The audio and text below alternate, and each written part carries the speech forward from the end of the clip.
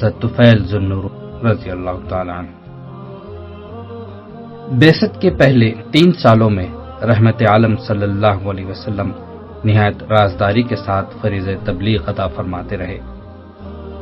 جب 4 سال کا آغاز میں فصدق بما تؤمر وعرض عن المشرکین، تم کو جو حکم دیا جاتا ہے اس کو علانیہ بیان کرو اور مشرکوں کی طرف سے منہ پھیر لو کا فرمان الہی نازل ہوا تو آپ صلی اللہ علیہ وسلم نے دعوت حق کو آشکارا کر دیا اور شرک و جہل کی مذمت علانیہ فرمانے لگے۔ اس سے مشرکین قریش کے غیظ و غضب کا آتش فشاں پوری قوت سے پھٹ پڑا۔ وہی لوگ جو سالہ سال سے آپ کے خلق عظیم، دیانت، امانت، صدق شاعری اور طہارت نفس کے مداح تھے، اب آپ صلی اللہ علیہ وسلم کے خون کے پیاسے اور در پہ آزر ہو گئے۔ کوئی ایذا اور کوئی تکلیف ایسی نہ تھی جو انہوں نے محسن انسانیت اور آپ کی دعوت کو قبول کرنے والوں کو نہ پہنچائی، لیکن اپنی تمام جفاکاریوں اور ستم رانیوں کے باوجود جب انہوں نے دیکھا کہ اہل حق کی تعداد میں روز بروز اضافہ ہوتا چلا جا رہا ہے تو ان بدبختوں نے دانا کونین صلی اللہ علیہ وسلم کو ساحر کہنا شروع کر دیا۔ وہ دل میں خوب سمجھتے تھے کہ ان کی یہ بات محض افتراء ہے، لیکن ناواقف اور اجنبی لوگ ان کی باتوں پر یقین کر لیتے تھے اور اس طرح قبول حق کی سعادت سے محروم رہ جاتے تھے۔ اس زمانے میں مشرکین مکہ نے ایک دن سنا کہ دوس کے رئیس طفیل بن عمرو مکہ آ رہے ہیں۔ طفیل اس سے پہلے بھی مکہ آتے جاتے رہتے تھے، لیکن اب کی بار ان کی آمد کی خبر نے مشرکین کو ایک عجیب خلجان میں مبتلا کر دیا۔ دوس عرب کا ایک طاقتور قبیلہ تھا جو یمن کے ایک گوشے میں ایک پہاڑ کے دامن میں آباد تھا۔ یہ لوگ یوں بھی بڑے جوان مرد اور آسودہ حال تھے، اور پھر انہوں نے اپنی آبادی کے گرد ایک مستحکم حصار بھی تعمیر کر رکھا تھا جس کی وجہ سے نواحی علاقوں پر ان کی دھاک بیٹھی ہوئی تھی۔ طفیل بن عمرو دوسی ایک خوشگو شاعر اور صاحب حیثیت آدمی تھے، اس کے ساتھ ہی وہ حسن بصیرت اور اصابت رائے سے بھی بہراور تھے۔ انہی اوصاف کی بدولت قبیلہ دوس میں ان کی بڑی عزت و توقیر تھی۔ مشرکین قریش نے جب ان کے عزم مکہ کی خبر سنی تھی تو انہیں خدشہ پیدا ہوا تھا کہ یہ شخص جو اپنے قبیلے میں بڑے اثر و اختیار کا مالک ہے کہیں ہادی برحق صلی اللہ علیہ وسلم کی دعوت سے متاثر نہ ہو جائے۔ اس کا ادراک سوچنے کے لیے وہ سر جوڑ کر بیٹھے اور یہ طے کیا کہ طفیل کا پرتباق خیر مقدم کیا جائے اور ان کی قاتل مدارات میں کوئی کسر اٹھا نہ رکھی جائے۔ اس کے ساتھ ساتھ ان کو سرور عالم صلی اللہ علیہ وسلم کے خلاف اتنا بہکایا جائے کہ وہ آپ صلی اللہ علیہ وسلم سے سخت متنفر ہو جائیں اور آپ کی کسی بات پر کان نہ دھریں۔ طفیل جو ہی مکہ میں وارد ہوئے، مشرکین نے اپنے منصوبے کے مطابق انہیں ہاتھوں ہاتھ لیا اور پھر سرور عالم صلی اللہ علیہ وسلم کے خلاف ان کے کان بھرنے شروع کر دیے۔ خود طفیل رضی اللہ تعالی عنہ کا بیان ہے کہ قریش کا جو آدمی ملتا تھا وہ مجھے یہی باور کرانے کی کوشش کرتا تھا کہ تم ہمارے معزز مہمان ہو اور یہاں کے مقامی حالات سے ناواقف ہو۔ ہم ازراہ خیر خواہی تمہیں بتا دیتے ہیں کہ ہمارے قبیلے کا ایک شخص محمد بن عبداللہ نے کچھ عرصے سے ہمیں ضبطے میں ڈال رکھا ہے۔ اس نے ہماری جمعیت پراگندہ کر دی ہے اور ہمارے سب کام ابتر کر دیے ہیں۔ اس کی باتیں جادو کا حکم رکھتی ہیں۔ وہ اپنی طاقت لسانی سے میاں بیوی، باپ بیٹے اور بھائی میں تفرقہ ڈال دیتا ہے۔ ہمیں ڈر ہے کہ کہیں تم اس کے دام میں نہ پھنس جاؤ، بس ہمارا یہ دوستانہ مشورہ ہے کہ نہ اس سے بات کرو اور نہ اس سے کچھ سنو۔ قریش کی باتوں نے مجھے اللہ کے رسول صلی اللہ علیہ وسلم کی طرف سے ایسا نافر اور وحشت زدہ کیا کہ میں نے اپنے کانوں میں روئی ٹھونس لی تاکہ اگر اتفاق سے کہیں آپ صلی اللہ علیہ وسلم سے ملاقات ہو جائے تو وہاں نبوت سے نکلی ہوئی کوئی بات میرے کانوں میں نہ پڑ جائے۔ قدرت کے کھیل نرانے ہیں۔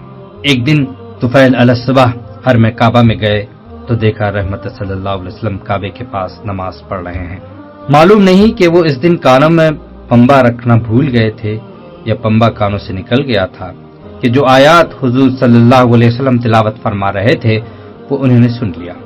کلام ہو خالق ارض و سما کا اور جاری ہو زبان رسالت پر، طفیل جیسے سلیم الطبع شخص اس سے متاثر ہوئے بغیر کیسے رہ سکتے تھے؟ انہیں یوں محسوس ہوا کہ قلب و جگر میں ٹھنڈک پڑ گئی ہے۔ دل میں سوچا کہ اے طفیل، تو کیسا احمق ہے کہ قریش کے جھانسے میں آ گیا؟ کیا تو خود صاحب عقل و شعور نہیں ہے؟ خدا نے تجھے شعر و شاعری کی صلاحیت بخشی ہے اور تو خود کسی کلام کا محاسن و عیوب کی بخوبی پرکھ سکتا تھا، پھر کون سی ایسی الجھن ہے جس کا فیصلہ تو نہ کر سکے؟ انصاف سے مل کر معلوم تو کرو کہ وہ کیا کہتے ہیں، اگر ان کی بات قابل قبول ہو تو تمہیں مان لینی چاہیے، ورنہ کوئی زبردستی تو ہے نہیں۔ سرور عالم صلی اللہ علیہ وسلم جب نماز سے فارغ ہو کر واپس تشریف لے چلے تو طفیل بھی پیچھے پیچھے ہو لیے۔ جب آپ کاشنائے اقدس پر پہنچے تو طفیل ماں سامنے آ گئے اور یوں عرض پیرا ہوئے، اے صاحب، آپ کی قوم نے تو مجھ سے آپ کی ذات اور آپ کی دعوت کے بارے میں یہ باتیں کہیں، ان سے متاثر ہو کر میں نے اپنے کانوں میں روئی ٹھونس لی تاکہ آپ کی آواز نہ سن سکوں، لیکن ابھی حرم میں خدا نے مجھے آپ کی آواز سنائی دی۔ آپ جو کچھ پڑھ رہے تھے مجھے بہت اچھا معلوم ہوا۔ اب میں چاہتا ہوں کہ آپ ذرا تفصیل سے مجھے بتائیں کہ آپ کیا کہتے ہیں۔ سرور عالم صلی اللہ علیہ وسلم نے ان کے سامنے اسلام کے محاسن بیان فرمائے اور پھر قرآن کریم کا کچھ حصہ سنایا۔ ابو الفرج اصفہانی نے ابن کلبی کے حوالے سے لکھا ہے کہ اس موقع پر حضور صلی اللہ علیہ وسلم نے سورہ اخلاص اور معوذتین کی تلاوت فرمائی۔ اصناف سخن سے بالا تر یہ شیریں کلام سن کر طفیل پر وجد طاری ہو گیا اور ان کے دل نے گواہی دی کہ یہ انسانی کلام نہیں ہے۔ بے اختیار پکار اٹھے، خدا کی قسم، میں نے آج تک نہ اس سے بہتر کلام سنا اور نہ آپ کی باتوں سے بڑھ کر کوئی حکمت اور مبنی بر انصاف بات کبھی سنی۔ میں گواہی دیتا ہوں کہ آپ اللہ کے سچے رسول ہیں اور آپ کی دعوت مجھے دل و جان سے قبول ہے۔ یوں حضرت طفیل آنن فانن نعمت اسلام سے بہرام ہو گئے اور وہ ساری تدبیریں جو مشرکین قریش نے ان کو سعادت ایمان سے محروم رکھنے کے لیے کی دھری کی دھری رہ گئی۔ طفیل رضی اللہ تعالیٰ عنہ مکہ سے چلنے لگے تو سرور عالم صلی اللہ علیہ وسلم کی خدمت میں حاضر ہوئے اور عرض کیا، یا رسول اللہ، میں اپنی قوم کا سردار ہوں اور وہ مجھے بہت مانتی ہے، اگر آپ اجازت دیں تو وطن جا کر اس کو دعوت اسلام دو۔ حضور صلی اللہ علیہ وسلم نے فرمایا، ہاں، تم اپنے اہل قبیلہ کو حق کی طرف بلا سکتے ہو۔ انہوں نے پھر عرض کیا، یا رسول اللہ، دعا فرمائیں کہ اللہ تعالیٰ مجھے کوئی ایسی نشانی عطا فرمائے کہ دعوت کا کام میرے لیے آسان ہو جائے۔ حضور صلی اللہ علیہ وسلم نے دعا فرمائی، الہی اس کو کوئی نشانی عطا فرما۔ محبوب کبریائی کی دعا لے کر طفیل رضی اللہ تعالیٰ عنہ اپنے وطن کی طرف روانہ ہو گئے۔ طویل سفر کے بعد جس دن وہ اپنی بستی کے قریب پہنچے تو سورج غروب ہو چکا تھا، ساری وادی اندھیرے میں ڈوبی ہوئی تھی۔ راستہ دو پہاڑوں کے درمیان سے ہوتا ہوا بلندی سے نشیب کی طرف دوس کی آبادی سے ملتا تھا۔ گھٹاٹوب اندھیرے میں ناہموار پہاڑی راستے پر اونٹ کو نیچے کی طرف لے جانا بڑا کٹھن کام تھا۔ اس وقت ایک عجیب واقعہ رونما ہوا۔ طفیل رضی اللہ تعالیٰ عنہ نے جو ہی نیچے کا رخ کیا، ان کا چہرہ ماہ تاباں کی طرح روشن ہو گیا اور اس میں پھوٹ پھوٹ کر نکلنے والی روشنی نے ارد گرد کی فضا کو منور کر دیا۔ صاحب استیاب حافظ ابن عبد البر لکھتے ہیں کہ طفیل رضی اللہ تعالیٰ عنہ اس وقت اپنے قبیلے کے ایک گھر کو دیکھ رہے تھے۔ یہ رحمت عالم صلی اللہ علیہ وسلم کی دعا کا اثر تھا۔ معلوم نہیں اس وقت طفیل رضی اللہ تعالیٰ عنہ کے دل میں کیا خیال آیا کہ انہوں نے بڑے تضرع سے دست دعا اٹھائے اور آسمان کی طرف منہ کر کے کہا، بار الہا، چہرے پر نہیں کسی اور جگہ پر اس نشانی کو منتقل فرما دے۔ ابھی یہ الفاظ ان کے منہ ہی میں تھے کہ روشنی اس کوڑے میں منتقل ہو گئی جو ان کے ہاتھ میں تھا۔ اب راستہ اترتے وقت کوڑا مشعل کا کام دے رہا تھا۔ یہی وہ نشانی تھی جس کی وجہ سے تاریخ میں ذو النور کے لقب سے مشہور ہے۔ تھکے ماندے گھر پہنچے تو کسی سے بات چیت کیے بغیر فوراً سو گئے۔ صبح ہوئی تو ان کے ضعیف العمر والد ملنے کے لیے آئے۔ طفیل رضی اللہ تعالیٰ عنہ ان سے مخاطب ہو کر بولے، ابا، مجھ سے پرے رہیے، میرا آپ سے کوئی تعلق نہیں، ھذا فراق بینی و بینک۔ باپ نے حیران ہو کر پوچھا، کیوں جانے پدر؟ جواب دیا، اسلمت واتبعت دین محمد، میں نے اسلام قبول کر لیا اور محمد صلی اللہ علیہ وسلم کی دین کی پیروی اختیار کر لی ہے۔ باپ بھی سعید الفطرت تھے، انہوں نے کوئی تلخ جواب دینے کے بجائے فوراً کہا، فدینی دینک، جو تمہارا دین ہے وہی میرا دین ہے۔ طفیل رضی اللہ تعالیٰ عنہ کا چہرہ فرط مسرت سے گلنار ہو گیا۔ بولے، اچھا تو آپ غسل کر کے پاک کپڑے پہنیے اور پھر میرے پاس آئیے۔ جب وہ غسل کر کے اور کپڑے بدل کر دوبارہ بیٹے کے پاس آئے تو طفیل رضی اللہ تعالیٰ عنہ نے ان کو اسلام کی تلقین کی اور مکے میں اپنے قیام اور حضور اکرم صلی اللہ علیہ وسلم سے اپنی ملاقات کی رودات بیان کی۔ وہ پہلے ہی بیٹے کے ساتھ دینے کا اقرار کر چکے تھے، اب بلا تعامل کلمہ شہادت پڑھ لیا اور دین حق کے علمبرداروں میں شامل ہو گئے تھے۔ اس کے بعد بیوی کی باری آئی۔ طفیل رضی اللہ تعالیٰ عنہ نے ان سے بھی وہی بات کہی جو اپنے والد سے کہی تھی۔ انہوں نے کہا، قربان جاؤں، آخر مجھ سے کون سا قصور سرزد ہوا کہ تم مجھ سے منہ موڑ رہے ہو؟ انہوں نے کہا، اسلام نے میرے اور تمہارے درمیان افتراق کی خلیج حائل کر دی ہے۔ میں مسلمان اور تم مشرک، میرا اور تمہارا نباہ کیسے ہو سکتا ہے؟ بیوی بھی سعادت مند تھی، فوراً کہا، میں بھی تمہارے دین اختیار کرتی ہوں، لیکن ذرا مجھے یہ تو بتاؤ کہ یہ ہے کیا؟ طفیل بولے، پہلے معبود ذوالشورا قبیلہ دوس کے بت کا نام میں جاؤ، اس کے چشمے میں غسل کرو اور پاک کپڑے پہن کر میرے پاس آؤ۔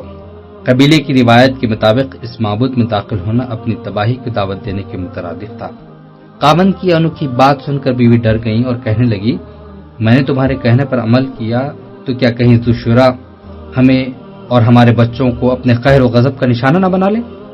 طفیل نے خشم آلود لہجے میں کہا، بھلا بت بھی کسی کو نفع نقصان پہنچا سکتے ہیں، انہیں تو اپنی ہستی تک کا علم نہیں، جاؤ تم بے کھٹک غسل کرو، نتیجے کا ذمہ دار میں۔ وہ گئیں اور غسل کر کے آ گئیں۔ اب طفیل رضی اللہ تعالیٰ عنہ نے ان کو تفصیل کے ساتھ اسلام کی تلقین کی اور وہ بھی حلقہ بگوش اسلام ہو گئی۔ ایک روایت کے مطابق طفیل رضی اللہ تعالیٰ عنہ کی والدہ نے بھی اس طرح دار اسلام میں داخل ہونے کی سعادت حاصل کی۔ اب حضرت طفیل رضی اللہ تعالیٰ عنہ اپنے قبیلے کو حق کی طرف بلانا شروع کیا، لیکن ان کی مسلسل کوششوں کے باوجود اہل دوس ان کی دعوت قبول کرنے پر آمادہ نہ ہوئے۔ ابن کلبی کا بیان ہے کہ ان کی شبانہ روز مساعی کے نتیجے میں دوس کا صرف ایک آدمی مسلمان ہوا اور انہوں نے نام کی تصحیح نہیں کی، لیکن بعض علماء نے یہ خیال ظاہر کیا ہے کہ اسلام لانے والے صاحب ابو ہریرہ تھے۔ ایک روایت میں ہے کہ قبیلہ دوس میں زنا کی کثرت تھی، چونکہ اسلام زنا کو نہایت سختی سے حرام ٹھہراتا ہے، اس لیے یہ لوگ اسلام کی طرف راغب نہیں ہوتے تھے۔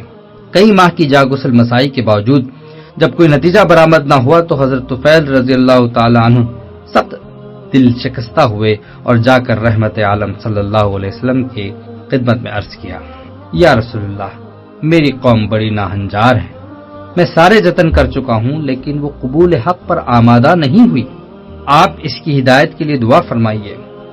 ایک دوسری روایت میں ہے کہ طفیل رضی اللہ تعالیٰ عنہ نے حضور اکرم صلی اللہ علیہ وسلم سے دوس کے لیے بددعا کی درخواست کی۔ حضور خیر الخلائق تھے۔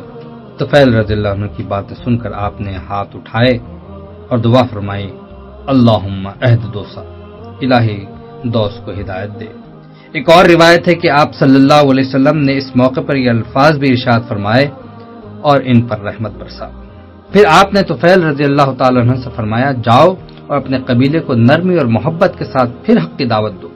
اب جو طفیل رضی اللہ تعالیٰ عنہ اپنے قبیلے میں واپس ہو گئے اور تبلیغ شروع کی تو ان لوگوں نے ان کی باتیں بڑے دھیان سے سنی۔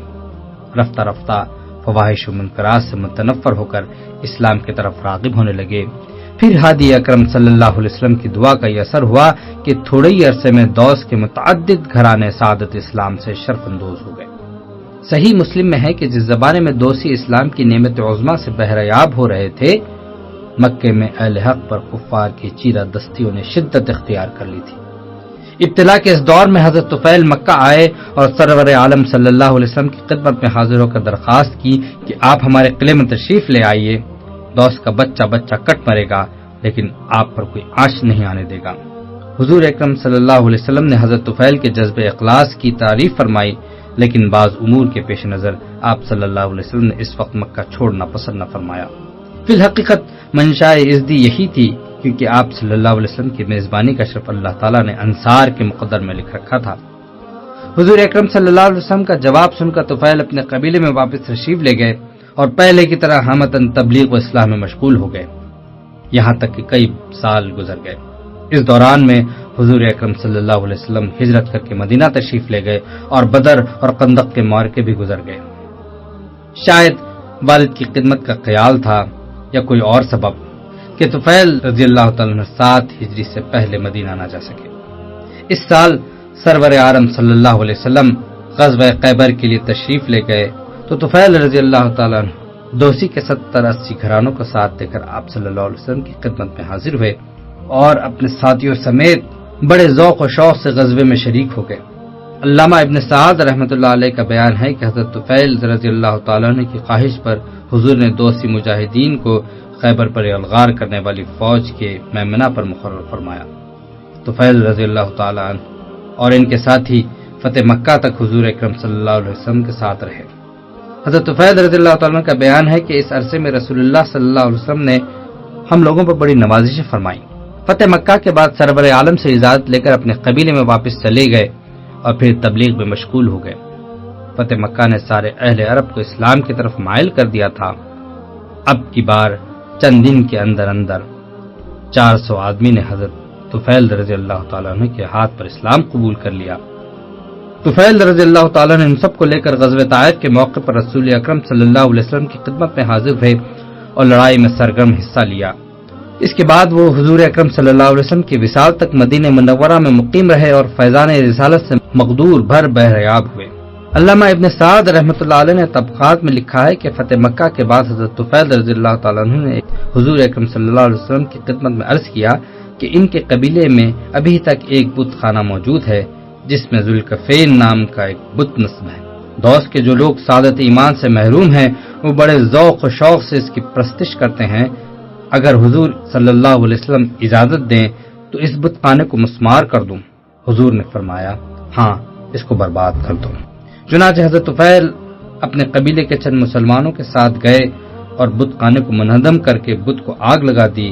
اس وقت یہ شعر پڑھ رہے تھے، یا ذوالکفین لست من عبادک میلادنا اقدم من میلادک انی حششت النار فی فوادک۔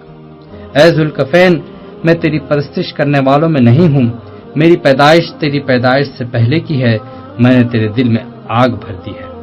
غزوہ طائف کے موقع پر انہوں نے حضور اکرم صلی اللہ علیہ وسلم کی خدمت میں حاضر ہو کر ذوالکفین کی بربادی کا حال سنا تو آپ بہت مسرور ہوئے۔ سرور عالم صلی اللہ علیہ وسلم کی رحلت کے بعد عرب میں فتنہ ارتداد کے شعلے بھڑکے تو حضرت طفیل رضی اللہ تعالیٰ عنہ نے کمال استقامت اور عزیمت کا مظاہرہ کیا۔